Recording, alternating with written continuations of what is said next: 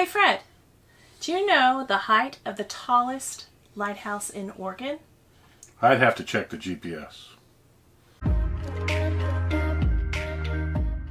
Welcome back, EdelKampers. I'm Fred. And I'm Mary. We explore, experience, and educate. Because it's never too late to believe in yourself. And that's the truth.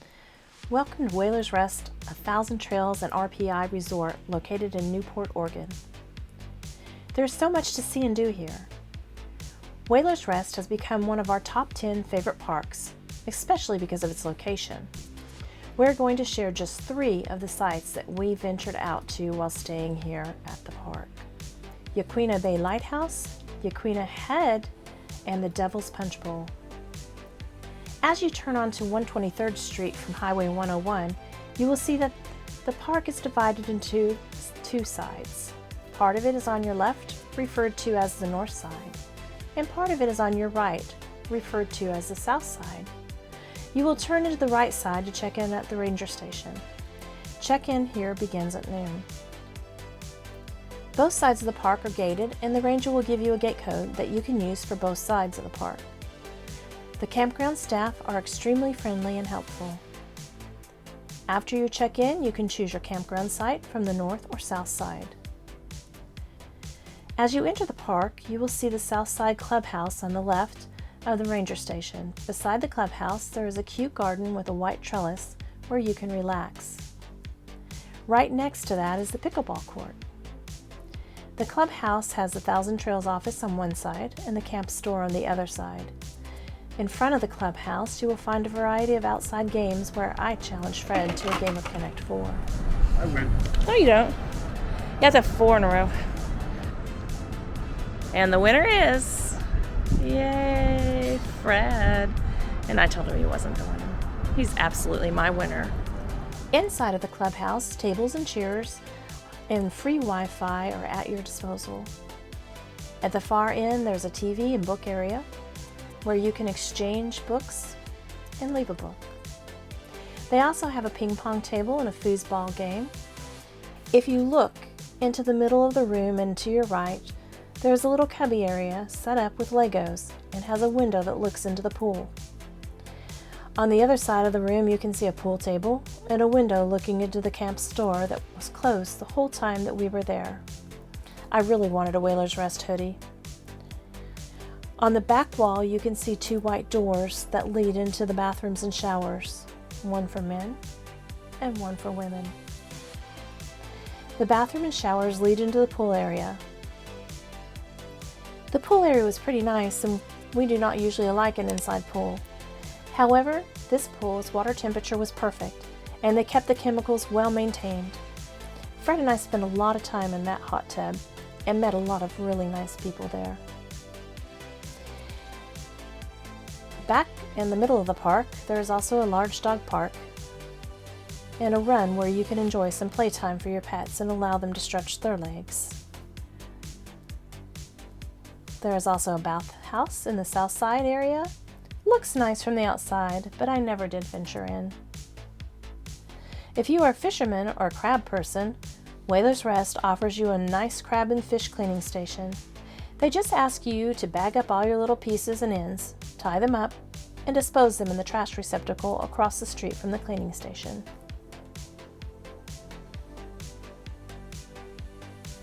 As we explore the north side of the campground, the first thing you will see are the cabins. They are grouped together and look pretty nice. Fred and I drove over to the lodge on the north side. When you go inside, you will see plenty of tables and chairs that were set up for bingo. There is also a pool table and a TV area for you to enjoy. You will also see displays of the shirts from the camp store on the south side. The north side bathhouses are found in the lodge, which is also known as the Whalers Gallery. Going down the stairs, you will move to the lower deck. You will see a shuffleboard. They do have a fitness center, but it was closed when we were there. Out back here, they have a picnic area and a cute path that leads down into the pond area where you can explore. They have clearly marked signs showing you where to go to play miniature golf and disc golf. The miniature golf is nicely laid out and looks very inviting. We're in the laundry room on the north side of the campground. They have an iron board and an iron, a sink, and a rod that you can hang your clothes up on if you choose to. They have 6 washers and 6 dryers that you can use in aft or quarters. My favorite part of the park was the path that led you through a magical maze into an enchanted forest where you pass a sign that says, "Leaving Whalers Rest." If you dare to continue on your adventure, then it will open up into the sunlight that leads you to the Highway 101. Once you cross the highway, you will enter the Lost Creek State Park. The park is a day-use park that leads to the beach. It also has picnicking areas and a bathroom. It is great for beachcombing, whale watching, and had incredible sunsets. Devil's Punchbowl is a state natural area in Newport, Oregon. There is no fee to visit here, but the parking is very limited, so be sure to park in the areas that are marked off for visitors and respect private parking areas. It has been said that the Punchbowl was most likely created by 2 sea caves that collapsed. The action of the waves slowly shaped it into the bowl form that we see today. During the winter storms, the water is restless and the waves slam in the rock formation that is shaped like a punch bowl. You can see a low-key version of that here today. The water swirls and churns like a brew mixture in a punch bowl. Like many other parks along the coast of Oregon, this area is a popular whaling watching site with interesting geology. They also have a scenic picnic spot atop this rocky shoreline. What a wonderful place to have a picnic, lunch, and whale watch. Just across the picnic area is a winery called the Flying Dutchman, where Fred and I explored after checking out the Punch Bowl. It is said to be one of Oregon's most unique wineries. We shopped in the winery gift shop, then purchased a glass of wine from the wine bar. We were told that there was a nice area in the back to sip our wine. We walked through the tasting area that also hosted many of the barrels of wine. We then took a moment to enjoy a photo op in a big wine barrel. We are in the heart of a wine barrel. The heart of a wine barrel. We drank all this wine to get in here. At the Flying Dutchman Winery. Yeah, you probably can't read that. But that's what it says. Right here by the Devil's Punch Bowl.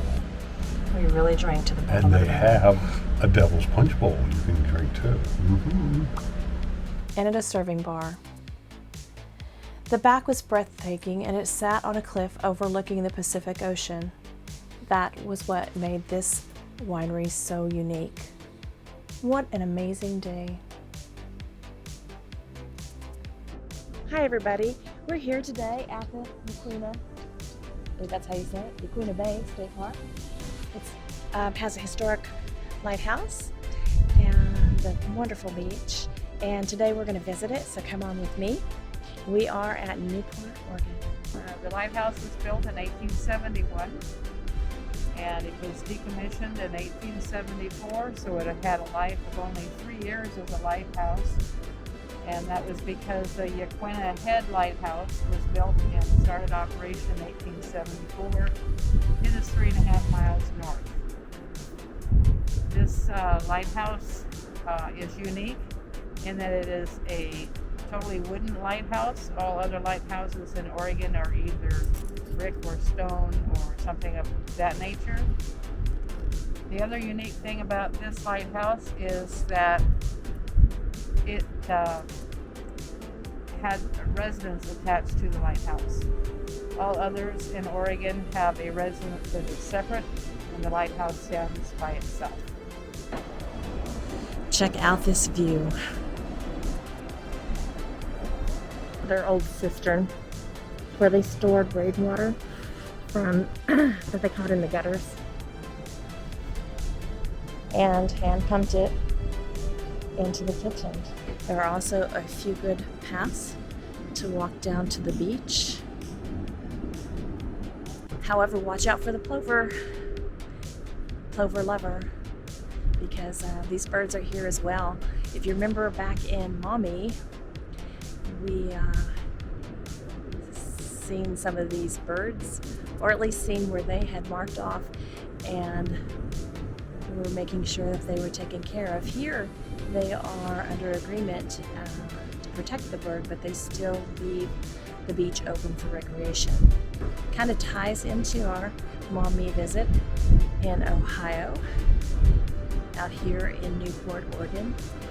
So please watch your step if you're down there, because these birds can be anywhere. And a lot of picnic tables where you can come and bring your lunch, spend the afternoon. I absolutely love this tree. I can just imagine Alice in Wonderland reading beneath this tree before she found that white rabbit.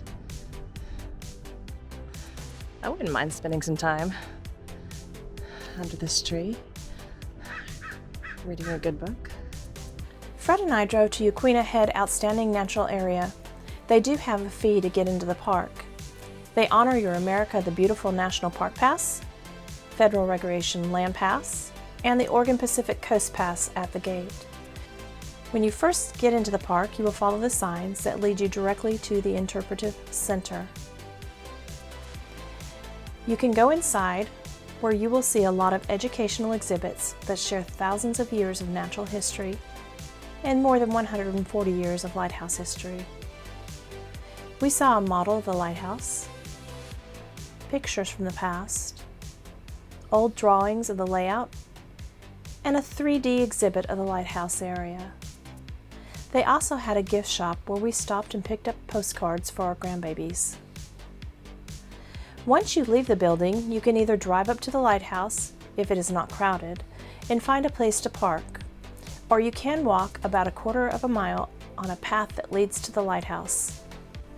At the time of our visit, the Yaquina Head Lighthouse was closed for restoration and tours were not currently available. This lighthouse stands 93 feet tall on the westernmost point of the Basalt Headland. Oregon's tallest lighthouse has been a bright beacon of the night, guiding ships and their supplies.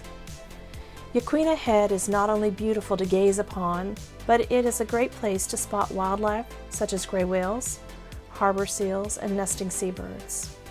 If you walk just below the Yaquina Lighthouse, you will see a hidden gem, the amazing Cobble Beach. This cove is made up of thousands of smooth, round cobblestones that cover the beach and are a unique natural wonder.